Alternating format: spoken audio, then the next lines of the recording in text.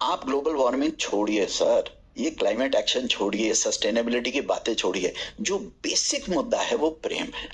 हमारी कनेक्ट ही निकल गया। हम इंसान इंसान से कनेक्ट नहीं कर पा रहे। प्रकृति और बड़ का पेड़ और पीपल का पेड़ और अमेज़न बेसिन और टियागा फॉरेस्ट और दुनिया भर के ये ग्लेशियर मेल्ट और ट्री लाइनिंग और स्नो लाइन, ये तो बहुत दूर की बातें हैं। इंसान इंसान से ही नहीं कनेक्ट हो रहा। तो ये एक बहुत बड़ा।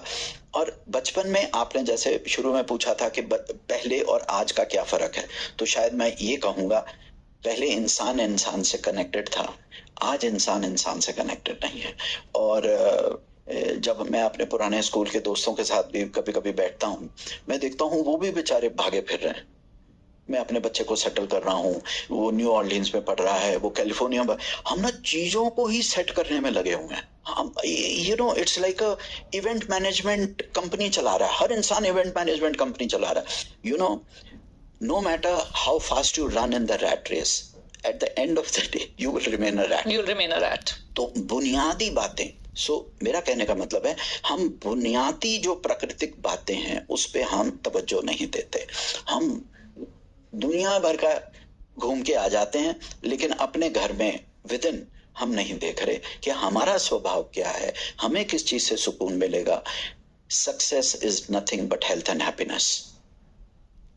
आप हेल्दी हैं, आप चाहे मैग्नीशियम की गोलियां खा के हेल्दी रहिए या गोलगप्पा खा के। अगर आपका डोपामिन सिक्रेट होता है समोसा खा के, तो मैं कहता हूं तो समोसा खा लीजिए। क्या हो जाएगा, 2 साल कम जी लोगे।